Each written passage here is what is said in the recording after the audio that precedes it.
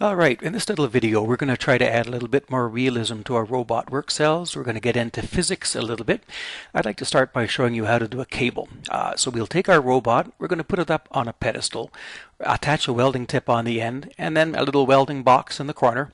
Then we're going to attach a cable from the welding tool to the welding box and see how everything works out. So we're going to start by building a little pedestal for this robot. Simple enough. I'm not going to go to SolidWorks. I'll just do it right in Robot Studio. We'll create a cylinder. A cylinder of a radius of 150 should be adequate. And let's give it a height of 400 millimeters. We'll create that. That looks like a great pedestal. Now we'll just go to our robots. We'll choose Layout, choose the robot itself, and we'll do a position. And I'm just going to offset the robot vertically. That would be on the blue axis by the height of the pedestal, which is 400. And I'll just apply that. And let's move the task frame too.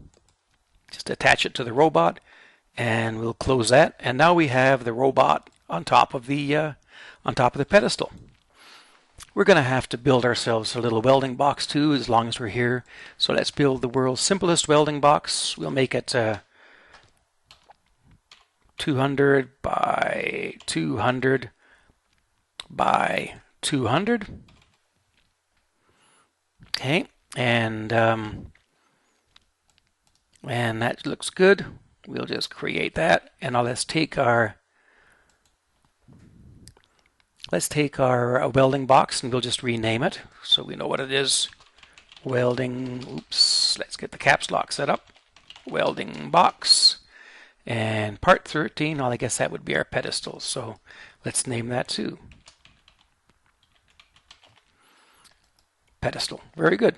So I'm going to take my welding box right now and let's move the welding box out behind the robot, and perhaps off to its side.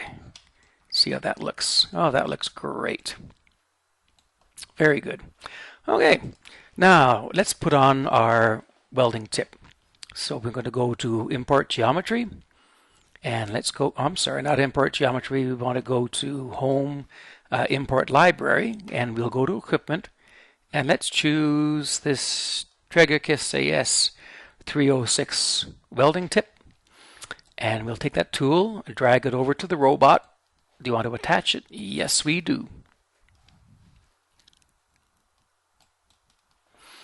And we can see the robot's now attached to the end of the robot. The welding tip is now attached to the robot, and we're set to do the cable. All right, so cables are very, very simple to do. We'll go to Modeling, and we'll choose a cable. The radius of the cable is adjustable, so I'm going to choose 10 as a reasonable width. The flexibility can go anywhere from very stiff to very flexible. We can change the Young's modulus directly. 1 would be very, very flexible, and 100 would be very stiff. So let's keep it at flexible. And we'll put in some control points now. So the first control point we're going to do is at the end of the welding tool. So let's choose the center of the body. We'll choose the welding tool now. Let's go to a center of the body, welding tool. Click on that, and it creates the attachment to the welding tool, as you can see right here. And it actually included a start point, an approach point as well, which is this point, which kind of keeps the cable coming straight into the tool itself. Now let's go down to our welding box down here. Okay, and we'll just zoom in on it. And again, using the snap to center and the body, we're going to choose the box. And it creates an endpoint and an approach point, which is great. That's exactly what I want to have. Looks very good. So this defines how the cable's going to go. And if I want, I can grab the cable anywhere in the middle and add in a control point. So perhaps I'm going to just maybe clean up the approach of this cable a bit more. If I wanted to, I could attach it onto a part of the pedestal or another point from there. But I'm just going to kind of bring it up like that. And there we have a reasonable path for our very stiff looking cable. Now if we take that and we create the cable from there, you can see now the cable's gotten considerably more relaxed. And if I take the robot and I'll do a linear jog on it, so we'll choose the linear jog and move the robot, you can see the cable sort of moves with the robot nicely. Okay. You can see when the cable comes to an end, there the cable's totally maxed out. So we can see we're going to start causing some damage to the cable if we try to use postures like that. Now I'll go here and I can rotate my tip around, and as you can see the cable follows along nicely as well.